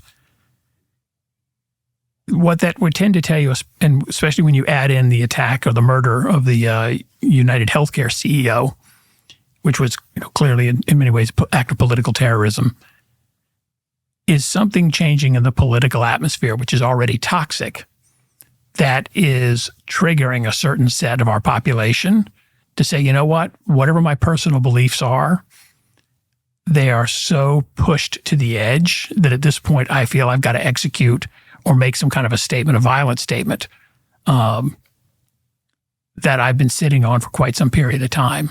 So I think it's too early to tell. Are we looking at is this sort of the new normal where as politics becomes more toxic in America, that people decide, to take violent action on their own? We do know that violent acts tend to open the door to other violent acts. People who are inclined to do these type of things when they see a violent political act will often, see that as like, well, that person can do it, I can do it. We just simply don't know. So there's no indication that you've seen. Because everything you said suggests you think this is just domestic entirely. There's no foreign actor. Inspired. So the guy in New Orleans apparently, was consuming ISIS type propaganda, and according to the what's in the papers or the the news media, had produced a couple of videos en route to the attack site making pro-ISIS statements. So in that case, yes, he's inspired by ISIS, a foreign terrorist group, but it doesn't sound like he was getting any direction or had any help, which is its own troubling type of terrorism. When they do this on their own and they don't require a conspiracy, it's very hard to catch them. Of course. There had been an early report, that the vehicle involved had come across from Mexico. Yeah. That seems to maybe not be true, but it does bring up an interesting point, which is, and part of the reason I think that had a lot of currency, it's very hard to have an effective counterterrorism policy if you don't have border control, because terrorism is about people. It's people who carry it out. In the last 4 years, we've had something like 9 million people show up at our borders unannounced and have been allowed to come in and stay. 9 million people, if you aggregate it out on a monthly basis, is one U.S. Marine Corps worth of people every single month for 4 years. It's impossible to vet or to know anything meaningful about a Marine Corps' worth of people coming into this country every month for 4 years. As a former intelligence official myself, somebody responsible for counterterrorism operations and intel, if somebody had told me, well, we need you to guarantee that you've got a screening process where we could look at who these people are so we know who we're letting in, that's impossible. You don't even know what these people's real names are. You don't know anything about their backgrounds. It's an enormous black hole of information that there's no easy solution. If you're not going to have border controls that are effective, it's very hard to have an effective CT policy. Counterterrorism policy. Counterterrorism. Yeah. So, you left in 2017, I think you said. I did. But, your friends who stayed who were in counterterrorism, I mean, they must have looked on with horror at this. I think there've been, I've never heard anybody tell me that if you don't have control of your borders, that you can have good counterterrorism policy. In fact, I remember when I was in service, like many of us, I had a chance to actually talk to people who'd been terrorists, honest to goodness, gun-carrying terrorists. And you ask them sort of, okay, of all the things that governments do that make it hard for you to do what you do as a bad guy, what are some of those things? The top two were, the number one was getting across borders where they ask a lot of questions. They said that's an extremely tough thing to get around. It's the single easiest thing a government can do to isolate itself from at least a big element of terrorism, which is transnational terrorism. Yeah, I mean, I'm not a counterterrorism official, but that was obvious to me. How could Biden administration officials who abetted this not know that? I can't think of any credible counterterrorism official I know who, if asked the question, can you guarantee that you're able to validate up to 200,000 people a month who are coming through our border? That's that's not possible. It's simply impossible to know even what their real names are. So I think the implication is that you would not be surprised if we see acts of terrorism in this country accelerate. No. I mean, without effective border controls and in a world where America has legitimate enemies. It does. People may say, well, we shouldn't have made that person or that country an enemy, but we live with the reality that we have. It's a needless and avoidable risk that we've taken that we could easily do something to prevent and tighten that up very quickly. No, it's an act of hostility toward the United States, I would say, to allow that. What are the things that we've done that have engendered hostility? Well, so there's two ways that you can engender hostility. One, carrying out something that's important to you that, in the course of events, you have to impose your will on a foreign country or a foreign organization because it's in your legitimate interest. And people don't like it. Yeah. And they don't like it. Yeah. And that's an awful lot of this. In other cases, some of the long occupations that the United States has, some of its foreign policy decisions, which, may or may not be controversial with the American people, which maybe there's no consensus on, will tend to generate ill will with a certain percentage of the world's population.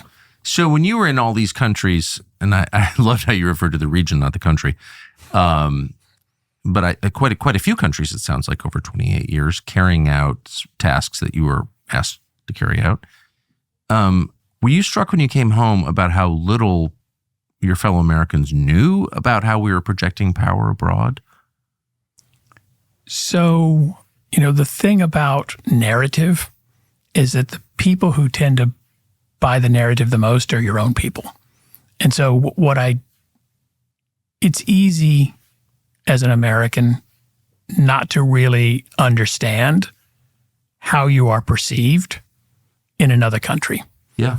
And, part of what I liked about being in the CIA was that it gave you an opportunity to be able to go out and find out what do these countries and interest groups really think about us. Yes, exactly. And, often, people didn't want to hear what you had to say because, you want to believe that, okay, this policy that we're pursuing is either, at least if not popular with country X, is at least accepted by its leadership. And in many cases, that's simply not true. Now, many times these countries were either powerless to do anything about it. It was something they disliked, but it wasn't going to have a negative impact, meaningful impact on their relationship with the United States.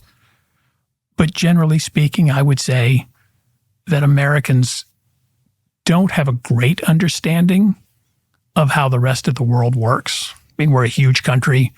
You don't have to engage with foreigners a lot. You don't have to, you can travel, but it's touristic. If you don't speak the language, there's a lot of things you don't pick up. Part of what and why having a security service or an intel service is critical, and in fact, also a foreign service, a State Department that's good at its job, is you need people who know what the reality on the ground is in these countries, so that despite whatever the popular narrative is, that at least the American leadership is informed. Here's what these guys really think about subject X. And if we pursue subject X further, it's likely to have results that we can't stop, or we're going to have to stop at an elevated cost to ourselves and our own interests. But you would bring that information back and you would get supervisors who just weren't not that interested in hearing it. So I would say generally within the CIA, you got a fair hearing about what it is you collected. Now, whether or not the policymakers who consume the information the CIA produces, whether or not they believe it, or they believe it's significant, or they believe it's outweighed or not outweighed by other information they have access to, that was really up to them. I'd say something that has changed in the last 20 years that makes this much harder is the rise of instantaneous information through the internet, the handheld device, that everybody's got. Where in the past, the security services, I think even globally, the IC in the United States, if they didn't have a monopoly on foreign information, they certainly had a large, hard to challenge degree of access that nobody else did. What often I think happens now, and we've seen glimpses of this, even come out in the media, is you have senior leaders of countries, senior leaders in the U.S., who, yes, they will consume that president's daily brief that's produced every morning, but they've also got contacts around the world who send them an email or send them a video. That's right. And I remember several bizarre instances in the early days of the Ukraine war where people were commenting on videos purportedly coming out of Ukraine that were actually clips from video games. Yes. And, in some cases, these were, senior people or senior former people who just didn't realize that, this wasn't what it purported to be. And now that you've they're lying. I mean, I don't understand. So Russia has 100 million more people than Ukraine and much deeper industrial capacity. And it's and nationalism, which actually matters in war. And so there was never a chance, I think any objective person would say, that Ukraine was going to crush Russia. I just don't think it was going to happen, and it hasn't happened. But you saw all these intel adjacent people or members of Congress who've been briefed, repeatedly by the IC say, tell you that with a straight face. And so where's the breakdown in information there? Well, again, if members of Congress are getting honest briefings, they're going to have a clearer sense of the reality than they seem to have. What is that? So, I think, Ukraine's instructive on a couple of levels. One, if you think the 2003 invasion of Iraq was mishandled by the American intel community, and it was, the information on that, think about being the intelligence guys who told Putin that it would be a walkover to get into Ukraine. Because, all indications are he was told, we'll be in Kiev in a week, and, we will be able to, within a few months, be able to reimpose some type of a government in this country that's more to our liking. And clearly, the Ukrainians who have their own nationalism, and it's been, I think, deepened by, the violence of this war. They've really pushed back, and it's bizarrely, Vladimir Putin has helped create more of a Ukrainian national identity than almost any other Ukrainian politician's ever done. People can unite against a common foe. As to the long-term consequences. Wait, can I say? Sure. But it's not, I think what you said is fair, but it's only one of the intel failures. If you're the Biden administration and you send your vice president over to Europe to encourage in public Zelensky to join NATO, what happened to Bill Burns, who wrote the famous memo, who now runs CIA, who said, if you do this, Russia will go to war. I mean, it's existential for them. Yep. You can't put NATO on their borders. Where is the intel briefer who puts that in the PDB? Like, if you do this, you should know there's a non-zero risk of nuclear war. Yeah. Like, where was that guy? And we certainly we don't know because, currently I assume the current administration is not interested in, providing what they call a track B analysis, an alternate How about analysis. casualty numbers? I can't find a member of Congress, most of whom, probably don't want to know, but just give a straight answer. Like, how many Ukrainians have died? Oh, we don't know that.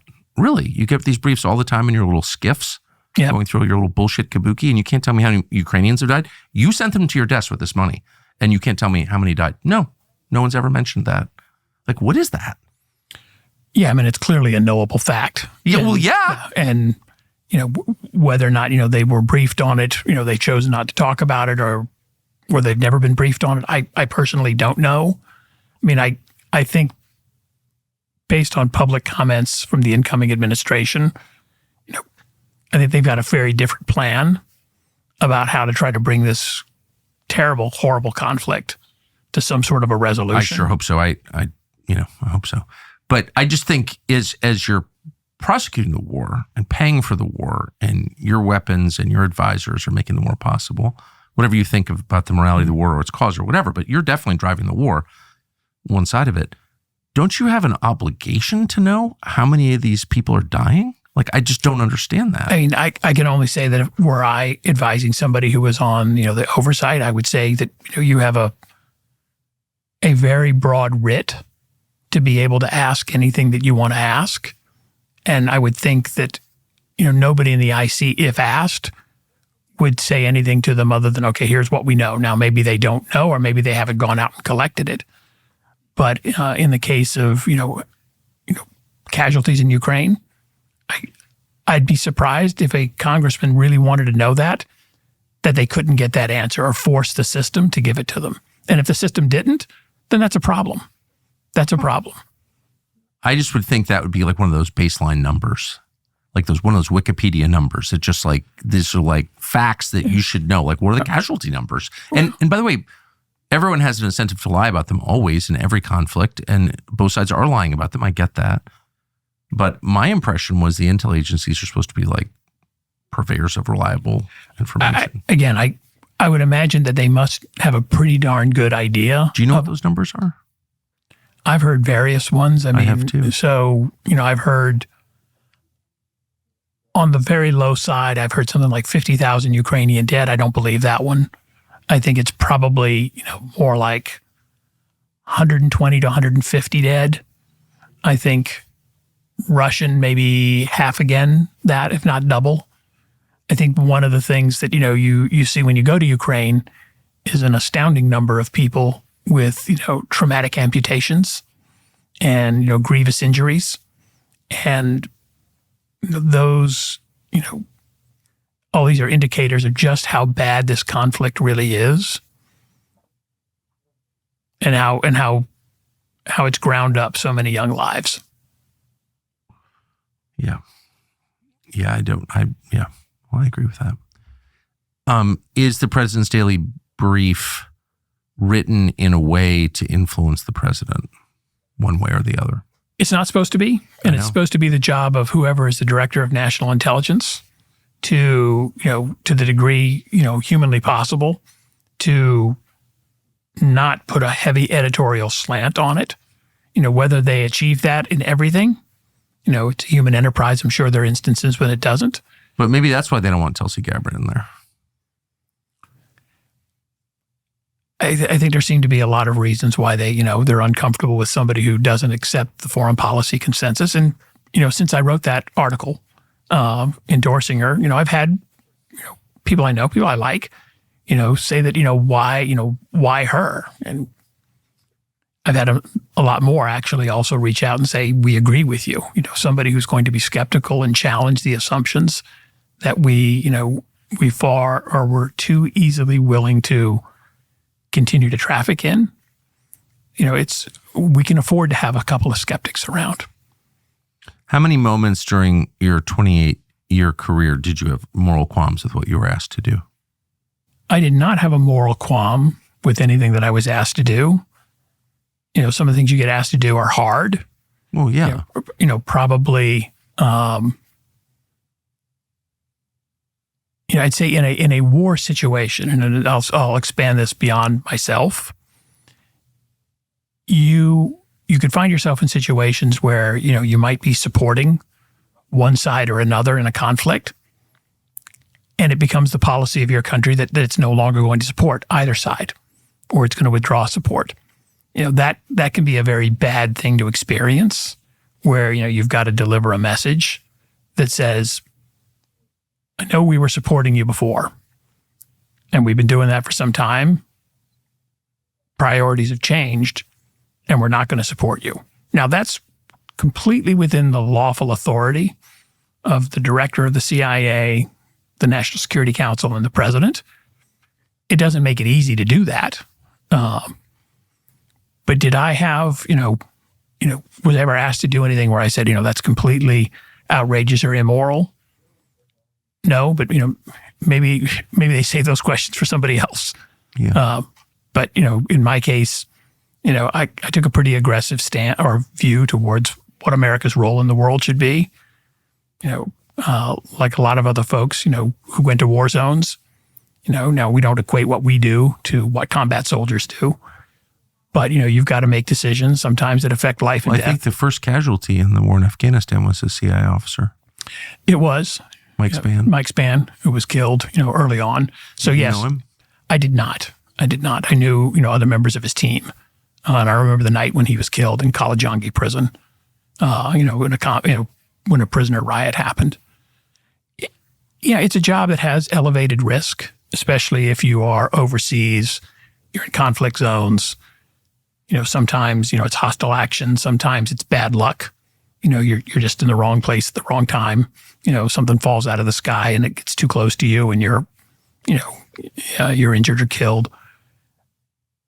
But it was a great career, for a young person who's interested in the world, who, sort of wants to challenge themselves and is willing to make a sacrifice. If you can keep your ethics while you're doing it, there's nothing else like it in the world, in my experience. I believe that. A lot of divorce. I've known a lot of case officers are almost all divorced. Those type of careers, sort of like some of the careers. Is that a fair thing to? It's heavily skewed towards, case officers and people who have multiple assignments overseas. Yeah. I'm not talking about the analysts at home. I'd say, similar to, the Joint Special Operations Command, JSOC, which are, Delta Force, Navy SEALs.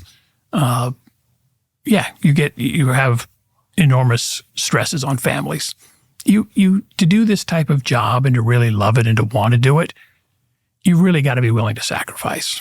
And that's something that they will tell you this when you first join. What's the old joke? What do young people really know about certain things? And as you matriculate through your career, you'll realize that, okay, you're going to need to give this up and this thing might be important to you personally. You're not going to go to that assignment that you wanted to go to because they're redirecting you to some other crisis that, you were never interested in having anything to do with. But you join to serve at the leisure of your directors and your bosses. And in my case, I never turned down an assignment. Even though, I remember I tallied it up once of all the places I ever went, I never actually asked to go to any of them. I was just told, like, we know you put down, you wanted to go to some nice place in Europe. Somebody will just tell you, well, back to Sudan, back to wherever you're going again. What's the worst post you had? So, Sudan and Africa was pretty dicey and a pretty interesting place in the early 90s. There's no cell phones. It was a hotbed of bad guy terrorism back in those days. Osama bin Laden was literally driving around Khartoum in a Toyota Hilux pickup truck. The government of Sudan was highly radicalized and had literally an open door policy towards almost every bad guy organization on planet Earth. which led to some very peculiar situations where they would. I remember that at one point they had a meeting at the Khartoum Hilton Hotel, which is near the Nile River, and it was literally a conference for every jihadist group on planet Earth. So the jihadis prefer Hilton? Is that what you're saying? It seems, they had good discounts. You got the point. They had, and if you're going to have non-alcoholic drinks, super sugary, they had some pretty nice offerings. But, it was a different world on terrorism prior to 9/11. I mean, the Sudanese government in those days, quite literally, and this is not an exaggeration, advertised a conference, I think it was in December of 1993, come to Khartoum. We're going to be hosting everybody at the Khartoum Hilton. If you want to bring Hamas, bring Hezbollah, bring Islamic Jihad, bring the IRGC, bring far-flung terrorist other groups that, almost no one else has ever heard of. And these people showed up for 2 days, to talk about, sort of the unfair American hegemony that, they felt had been imposed upon the world. Did you go to the conference? I did. So What'd you put on your name badge? I should have put like Swiss delegation or something, but I remember I was sitting next to, again, the government at the time in Sudan was proud of this. They thought it was important. It was their way to establish a role for themselves. And, I was a young guy. I was like 26 years old. And I wound up in this conference hall where the opening chant is "The army of the prophet is against the Jew." So that goes on for a couple of minutes to get the crowd going. And again, I'm there not to advocate for what these people do. I'm there to try to figure out who they are and what they're up to. And if they want to invite me to their extremist event because they're proud. Why would they invite a lot of CIA officers? Well, I don't think I didn't put that. We didn't put that on our name card, but it was they were okay with foreign embassies that were accredited to their country showing up. And so I remember I was seated. You went as a U.S. Embassy employee. I was the only U.S. Embassy person dumb enough to go to this thing. And the guy sitting beside me was the Swiss chargé. And very nice guy. Chargé d'affaires. Chargé d'affaires. Number two guy. Number two guy in the Swiss embassy. And Switzerland, because of the Red Cross, had a fairly big presence there. And when this number starts with the opening chant, he and I had been sort of small talking, and he just said, I'll never forget this. "I'm sorry, my dear boy. I hope you will understand. I'm going to go away from you now." I was like, that's all right, And that was because, it's like, death to America was always the second chant. Yeah. After that. And again, the peculiar thing about it was, despite all that hostility, you'd actually get Sudanese who are congenitally very friendly people. Yes. Even their kind of extremist government. They'd come up and ask you afterwards, like, during a break, are you having an okay time? Are you getting, a cool drink? It's a little hot, even though it's December. I'm like, I'm good. So, it was a very different world on terrorism. Yeah. These groups could operate fairly openly, and there just wasn't a Western response like there was after 9/11. And I know I've had friends of mine tell me, like, that can't possibly be a true story. I'm like, you can look it up on the internet. Not what I just said, but that they actually had a conference like this.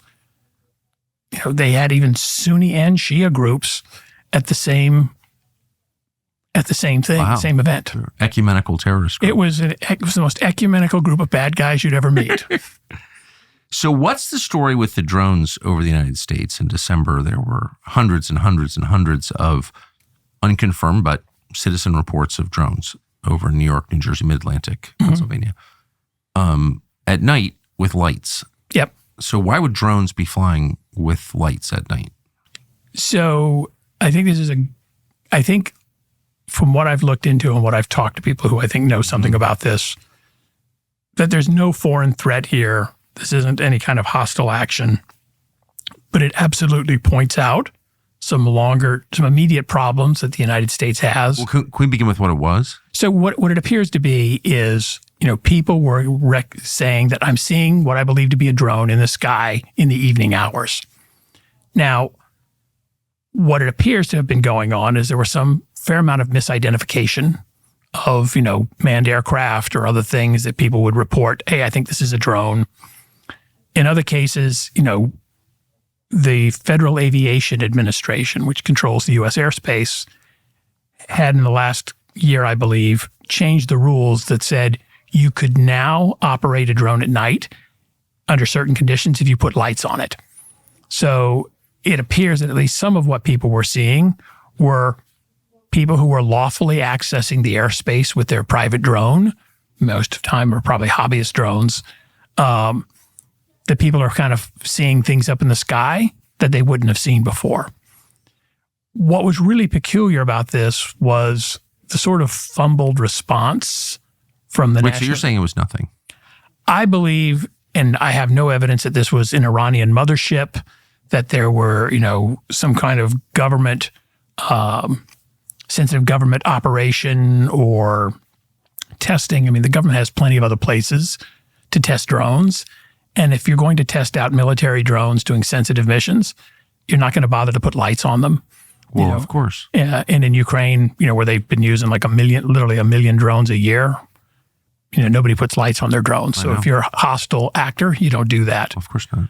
But what this has pointed out is there's really not a unified plan in the United States.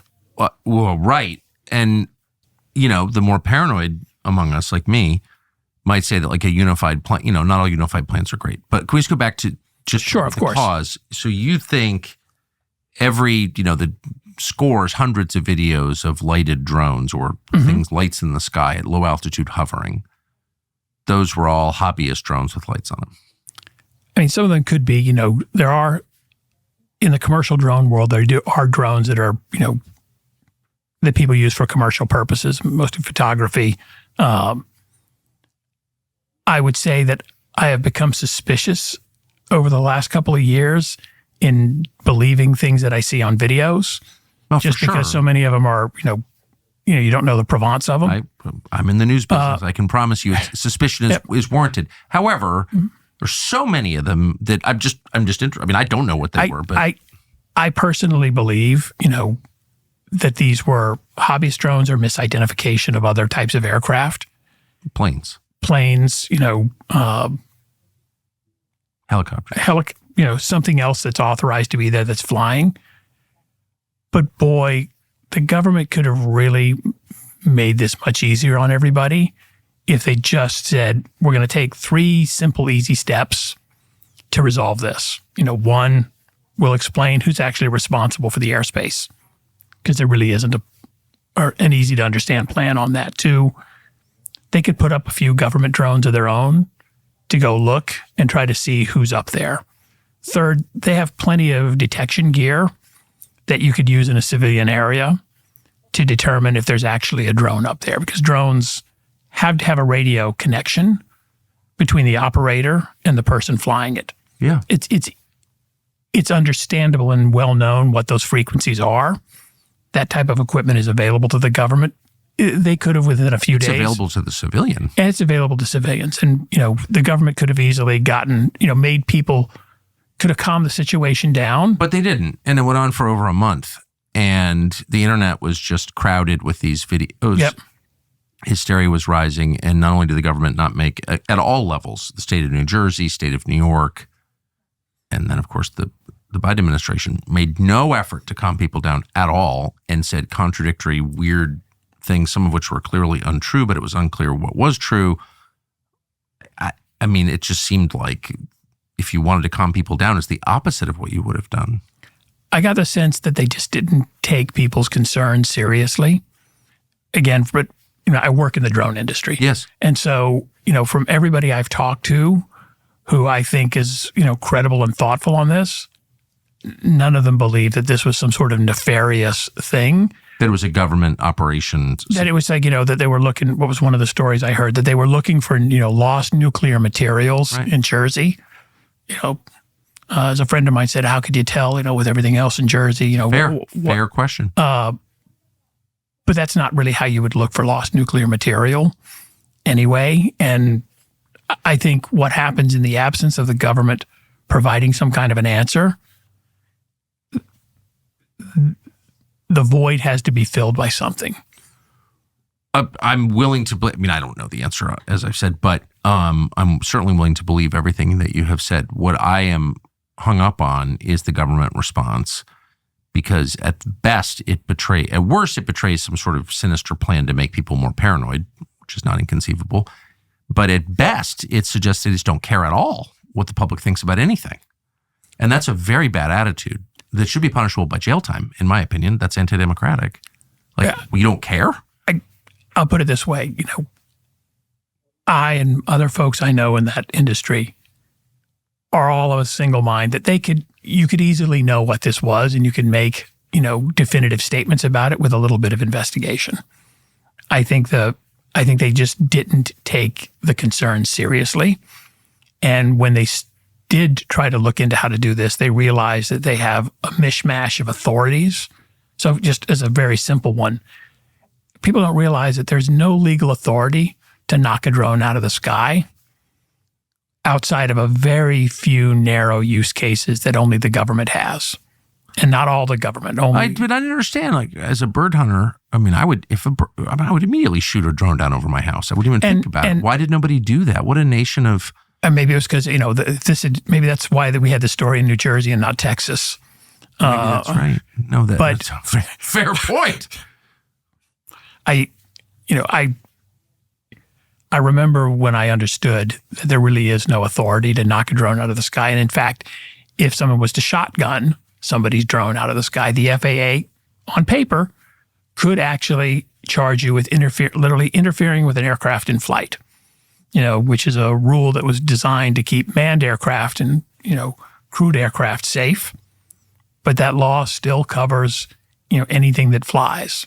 And so, you are at some legal jeopardy, if the government chose to prosecute a person for, taking your AR-15 and, knocking a drone out. That'd be a very good shot. That would be a very good shot. Maybe they have the lights on. It makes it a little bit. But with a tightly choked 28 gauge, you could definitely bring it down. So I was not surprised when some idiot member of Congress claimed it was from the Iranian mothership because they want a war with Iran, because they're paid to want a war with Iran. This is my view. And they blame everything on Iran, which clearly doesn't want a war with the United States, but whatever. But it does raise the question, could a hostile nation park a ship offshore and attack us with drones? Yes, they could.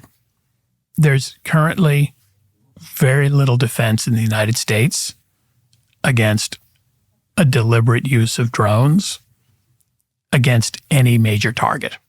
And that's, so we, take a look at the situation in Ukraine, where they've now literally, I think last year, Ukraine used 1.4 million drones. That's the population, that's almost the population, I think, of like San Antonio, Texas. One drone per person. But they used small attack drones, 1.4 million of them. That's not including the Russians. Attack drones, what are those drones capable of doing? What do they do? So those drones would be about as big as, 2 big boilers that you might have in your house. Could carry, 3 pounds of explosives, fly anywhere from 8 to 15, 20 kilometers, 11 to 15 miles, something like that, and be delivered precisely within inches of what you're trying to hit. So if you were to look at some of these Ukraine war videos where people are literally driving drones through the hatch of a tank from miles away, that's absolutely happening right now. In addition to that, people have developed drones that can fly 1,000 kilometers and hit a target within inches. Ukrainians have actually taken out very expensive, hard-to-replace Russian strategic bombers that were on an airfield that would be very hard to hit in flight. But they decided, we're not going to wait for that airplane to go into flight. We're going to hit it on the ground where it's extremely vulnerable. That could easily happen in the United States. There is no comprehensive protection against small drones. The U.S. air defense was created around the concept that we're trying to stop either Scud missile type threats, yes, or manned aircraft. I'll give you a good, fairly tight scenario. So the Patriot missile, which is, America's preeminent, air defense system that's deployed all over the world. It's got something like 36 missiles in it. It costs quite a bit of money to have one of those systems. You could quite literally overwhelm all of its defensive systems with 30 or 40 cheap drones that would cost you less than $100,000. And the operators of that defensive system would have to expend all of their missiles because they'd see this threat coming and they shoot, at least one rocket per target. And then they're down to zero. That's sort of kind of what you've been seeing on the Red Sea recently. Yes. Between the U.S. Navy and the Houthi militant movement, where the U.S. is spending millions of dollars per missile strike to take out a $10,000 drone. The math is unsustainable. And so the U.S., like most countries in the West, are very vulnerable to this issue right now. I mean, when air power is no longer tied to airfields and it doesn't need a pilot, you've democratized air power in a way that's very discomforting to Americans. I mean, I assume there are drones with like big payload capacities now. There are. So, when you think about sort of the drones of the global war on terrorism, the Predators, the Reapers. Yeah. These are proper aircraft. They're large, but they're also very easily seen on radar, and they're expensive. They can cost, tens of millions of dollars to some of them. Some of the big surveillance drones are $100 million worth of electronics and equipment. But we've reached a world where, again, back to the Ukrainians, they've been able to knock out, $2 million, $3 million tanks with $1,000 drones because of the precision and the lack of defense that, often the Russians have. And then you add into, robotic, what we call military robotics, drones at sea, where, it's increasingly possible, and the Ukrainians have done this as well, to use a $250,000 drone boat to sink a $50 or $60 or $100 million ship. Ukrainians have physically been able to do that on the Black Sea. For a country like the United States, which really relies on a blue water navy, we are very likely to face opponents who will be able to put up hundreds, if not thousands of drones at a time that would easily overwhelm, the defense systems we've got. So if you ever go online and look at, I would call something called Chinese drone shows. This is where, they'll have a Chinese company at some event in China or around the world where they sort of rent out this capability, where they've got a dragon flying in the air. And maybe it's 4,000 drones or 5,000 drones that they've got up in the air that they are controlling all at one time in some of these bigger shows. 4,000 or 5,000 flying devices. I've seen them. What if they put a pound of explosive on each one of them and then fired them over a city or fired them at, a sensitive military facility? That's well within reality, and it's only going to get more acute in the coming years. And right now, the United States is still, despite some efforts, that I'll give them some credit for on the Biden administration to try to look at this, we're woefully behind. The Ukraine has got a far more sophisticated drone program than the U.S. does right now. And so does Russia. I mean, that just seems like criminal negligence. I think a lot of it was, the global war on terrorism favored very large aircraft. And so small drones were not really a thing for the U.S. military. They were first used in warfare, I think, during that Iraq and Afghanistan. Is that not right? So at scale, small drones, no. So, they just were not, they weren't battlefield significant for quite a period of time. But a quick fact, I looked this up until about 2 years ago, I think 18 months ago, no U.S. serviceman, nobody in the Army had been killed by an enemy airstrike since Korea. When that drone strike took place on the Jordanian-Syrian border against a U.S. military base that I think killed 4 or 6 U.S. servicemen, it's the first time U.S. servicemen, Army Army folks had been killed by hostile air action in decades. The Like U.S. 70 years. 70 years. So, I mean, the U.S., which has long relied on the fact that we completely dominate the airspace, any future Marine or Army operation will have to factor in that there are cheap, large numbers of surveillance and strike aircraft that the enemy have access to that really change the calculus on how much risk we're taking. Are micro drones likely to play a role?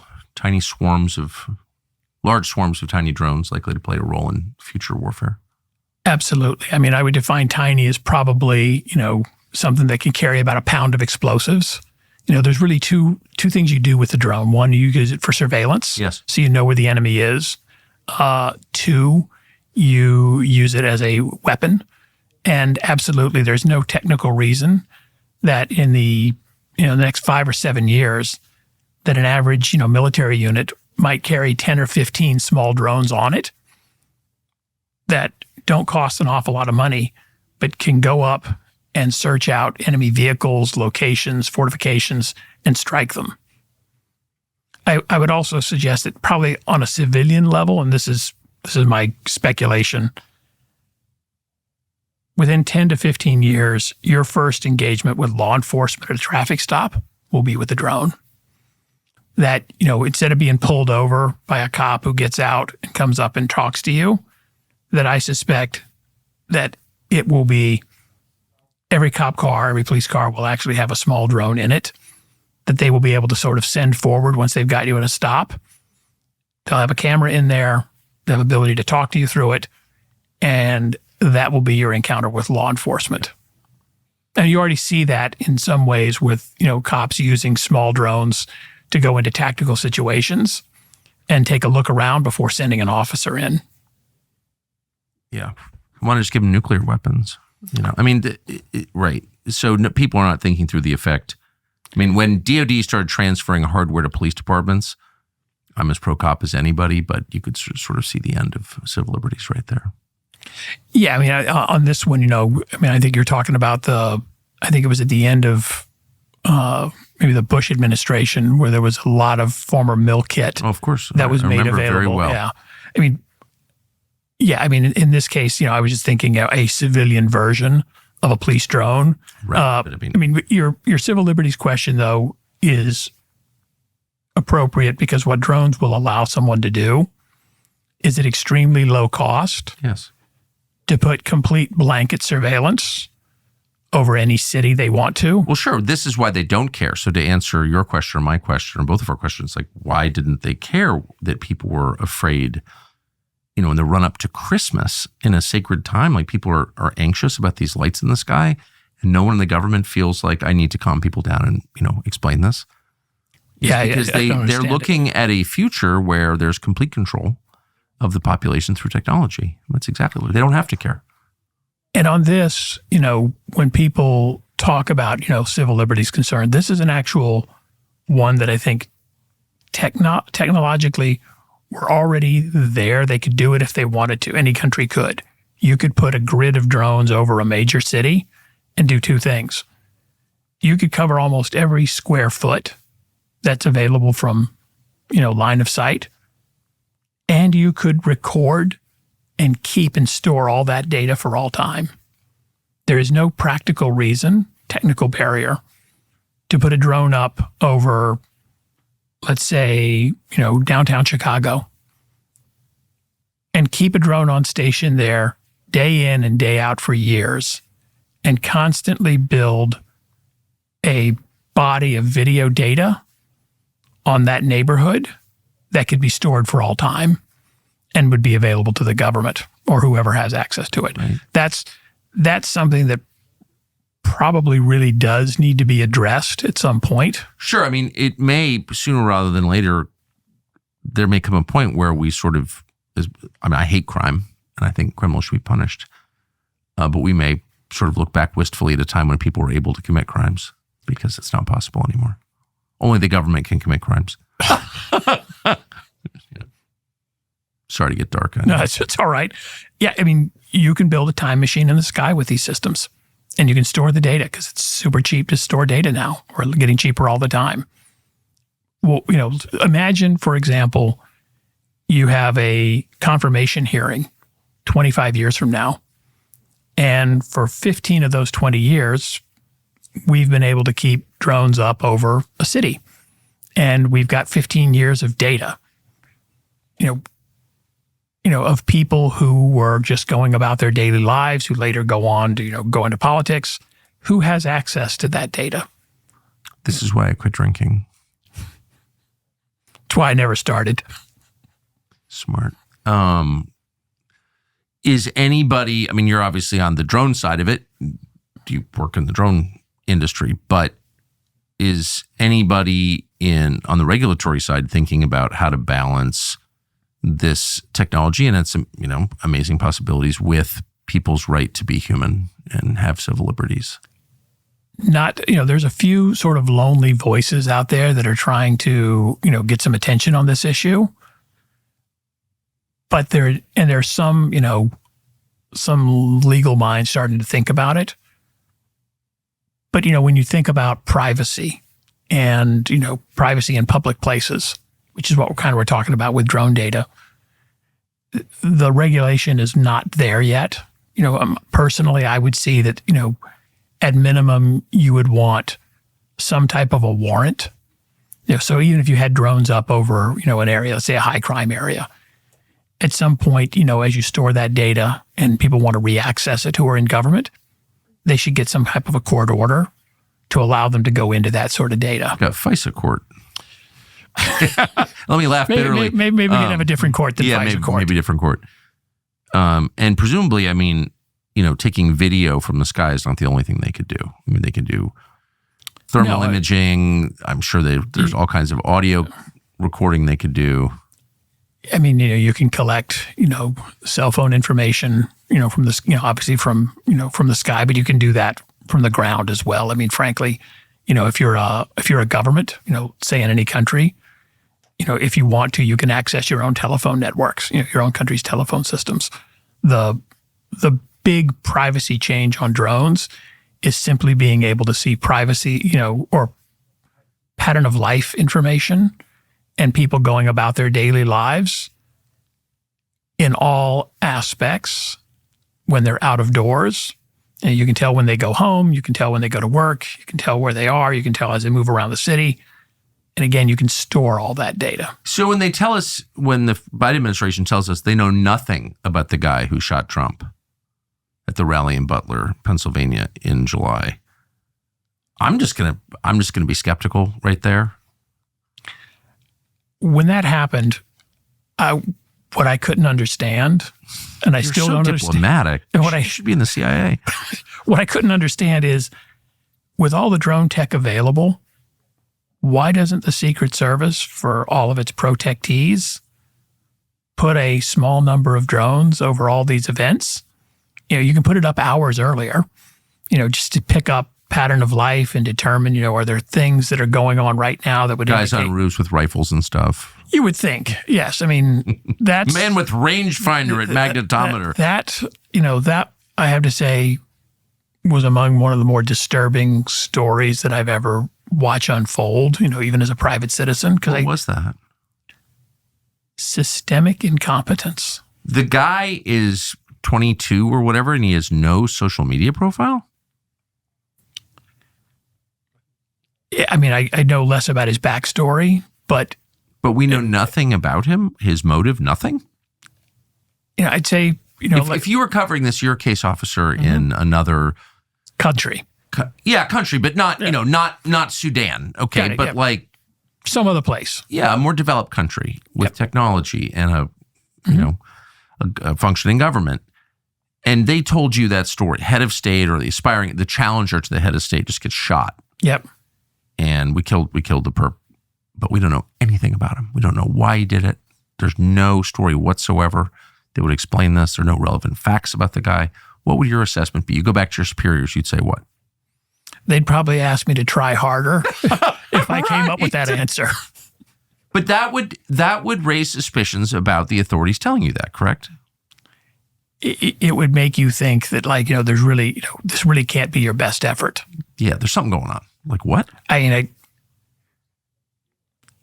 like a lot of things that happen, things get memory holed or, forgotten about. Again, I'm not a protective services guy, but just it was one of those stories that every piece of new information you get just makes it worse and worse. Just about the failures, intentional or not, I'm not sure it matters, of federal protective services to protect Trump. But I'm talking about the guy, the perpetrator, the man with the rifle who was shot in the head. Yeah. And the fact that we know, you spent your entire life gathering information on people, right? That was your job, right? Gather information. You would think you could get more information. You think you could know quite a bit about a person, especially a young person. You can, right? Yeah. I mean, I haven't looked into his background. No, not him specifically, but yes, there's anybody born since 2000, certainly has, with the rarest of exceptions, they've got some sort of footprint online. They've got a search history. They've got, telephone usage. It's very hard to not leave what they call digital dust in your wake about who you are and where you've been and what you've done. I would think in a case where, a significant crime happens, then it would be in the interest of the government to collect and make that known, to somebody. And in a case where they don't think there's an ongoing threat, then I would think that there's, the bias should be to talk about what they know. That's what should happen. What does it make you think that they haven't done that? What's the conclusion? I don't have a great conclusion on that one. I mean, is that one of the weirdest things you've seen in a while? I would say that if I came back to my bosses and I was overseas, they would literally tell me, try harder. That you can clearly get more information than this. Well, I hope somebody tries harder. I appreciate you taking all this time. A pleasure to be here. Thank you very much. Thank you. So it turns out that YouTube is suppressing our show. I know. Shocking that in an election year, with everything at stake, Google would be putting its thumb on the scale and preventing you from hearing anything that the people in charge don't want you to hear. But it turns out it's happening. So what can you do about it? Well, we could whine about it, but that's a waste of time. We're not in charge of Google. Or we could find a way around it, a way that you could actually get information that's true. It's not intentionally deceptive. And the way to do that on YouTube, we think, is to subscribe to our channel. Subscribe, and you'll have a much higher chance of hearing what we say, and we hope you will.